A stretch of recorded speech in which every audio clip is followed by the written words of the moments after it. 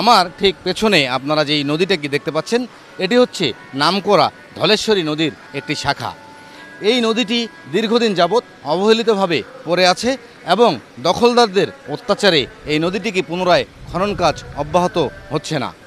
আপনারা দেখতে পাচ্ছেন এই নদীতে এখানকার কলকারখানার যেরকম নোংরা পানি আসছে সেরকমই নোংরা আবর্জনা দিয়ে ভর্তি হয়ে রয়েছে এই খালটি। আমার পেছনে আপনারা যে বাড়িটি দেখতে পাচ্ছেন এই বাড়িটি হচ্ছে নদীর উপরে অবস্থিত এবং নদীর উপরেই এটিকে তৈরি করা হয়েছে। এই বাড়িটি আপনারা জানেন ফ্যাসিস্ট আওয়ামী লীগ সরকারের আমলের উপজেলা চেয়ারম্যান রাজীব, যার দাম্ভিকতায় এলাকার মানুষ অতিষ্ঠ ছিলেন, সেই উপজেলা চেয়ারম্যান রাজীবের ঘনিষ্ঠ সহযোগী সাগর ইসলাম, এই সাগরের বাড়ি হচ্ছে এটি। ভূমি জরিপের নামে যখন বিএস রেকর্ড এসেছে জোরপূর্বক এই রেকর্ড করিয়ে নিয়ে তিনি অবৈধ উপস্থাপনা তৈরি করেছেন। এই সরকার পতনের পরপরই আমাদের সাভার উপজেলা প্রশাসন এসেছিলেন উচ্ছেদ অভিযানে, কিন্তু তাদের সতর্ক বার্তাও তাদেরকে সরাতে পারেনি এই অবৈধ দখলদারিত্ব থেকে।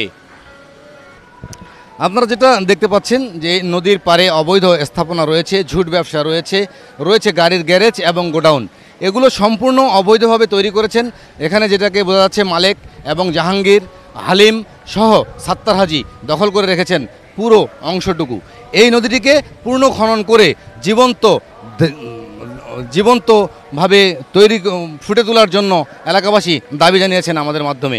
তারা জানিয়েছেন এই নদীটিকে যদি পূর্ণ খনন করা হয় তাহলে বর্তমানে নোংরা নর্দমার গন্ধ থেকে তারা অত্যন্তপক্ষে মুক্তি পাবেন এবং তারা স্বস্তিতে বসবাস করতে পারবেন এবং শান্তিতে নিঃশ্বাস নিতে পারবেন।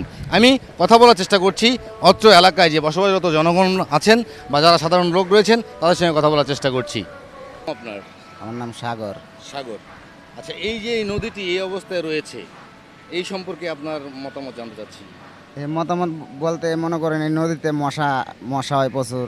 আমরা মশার লাগে সন্ধ্যাবেলা বাইরে বের পারি না।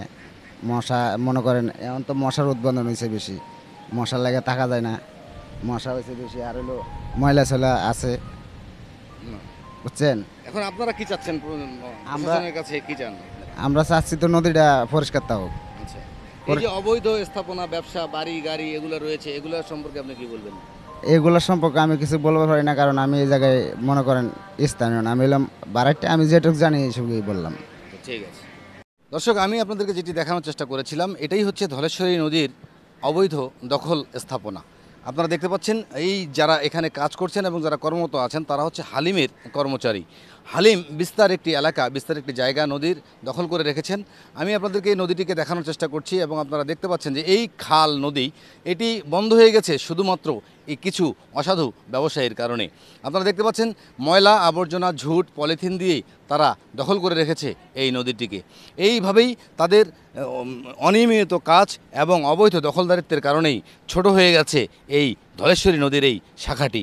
এই শাখাটি একসময় ছিল মাছ এবং নৌকোয় ভরপুর, মানুষ নৌকায় চলতো, মাছ শিকার করত, এলাকাবাসী গোসল করত, কিন্তু আজ সময়ের কারণে বিলীন হয়ে যাচ্ছে এই নদী শুধুমাত্র অবৈধ স্থাপনার কারণে। এই অবৈধ স্থাপনা অতি শীঘ্রই যেন উদ্ধার করা হয় এবং এইটিকে দখলমুক্ত করা হয় সে আবেদন করেছেন এলাকাবাসী।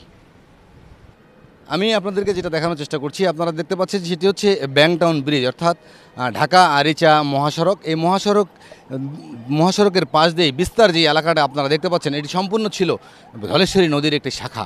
এই ধলেশ্বরী নদী আস্তে আস্তে বিলীন হয়ে বন্ধ হয়ে গেছে। এলাকাবাসীর দাবি অতি শীঘ্রই এটিকে পুনর্খনন করে এবং দখল মুক্ত করে যেন উদ্ধার করা হয়। আমরা কথা বলার চেষ্টা করছি এলাকাবাসীর সঙ্গে এবং জানানোর চেষ্টা করছি। আপনারা জানেন যে এই ধলেশ্বরী নদীর শাখায় একসময় মানুষের বিচরণ ছিল অনাগতভাবে। তারা এখানে মাছ শিকার করত, নৌকা ভ্রমণ করত, এলাকার মানুষ গোসল করত, কিন্তু অবৈধ দখলদারের কারণে আজ তারা কিছুই করতে পারছে না। এখানে আমাদের কাছে যে নামটি এসেছে জাহাঙ্গীর, হালিম, সাত্তার হাজি সহ একাধিক ব্যক্তি এই দখল করে ব্যবসা চালিয়ে যাচ্ছেন। এতে সরকার পাচ্ছে না কোনো রাজস্ব, সরকার পাচ্ছে না কোনো ট্যাক্স কিংবা কোনো আয়, অথচ তারা লক্ষ লক্ষ টাকা হাতিয়ে নিচ্ছে এই ব্যবসার মাধ্যমে। নদীর এই জায়গাটিকে অনতিবিলম্বে যেন উদ্ধার করা হয় সেটির দিকে এলাকাবাসী জোর দাবি জানিয়েছেন। কি নাম আপনার? আমার নাম সোমনাথ কর্মকার। সোমনাথ কর্মকার, এই যে আপনার ঠিক পেছনে যে নদীর উপরে অবৈধ স্থাপনা রয়েছে এ সম্পর্কে আপনি কি বলবেন? মানে এই সম্পর্কের ভিতরে আমি বলতে পারি যে আমাদের এই নদীটা আগে যতটা সুন্দর ছিল, আগে এখানে নৌকা চলতো, আমরা মাছ মারতাম, আমাদের ছেলেপেলে স্নান করতো। আর এখন যে পরিবেশ হয়েছে, এইখানের গন্ধতে আমাদের ছেলেপেলে তো অসুস্থ হয়, সাথে আমরাও অসুস্থ হয়ে যাই। আর দ্বিতীয়ত কথা, আমরা চাই আমাদের সুস্থতা, আমরা অসুস্থভাবে আর থাকতে চাই না। এই হইতেছে নদীর গন্ধে আমাদের অনেক সমস্যা হয়, ময়লা টয়লা ফেলে। এখন আমরা সেই হইতেছে আগের সুস্থতা আমরা চাই। এই সরকারের প্রতি আপনার আবেদন কি থাকবে? আমার সরকারের প্রতি কোনো আবেদন নাই। আমার ওনাকে শুধু একটা কথা বলবো, যে আমার নদীটা হইতেছে আমরা সে আগের মতন নদী চাই। ঠিক আছে।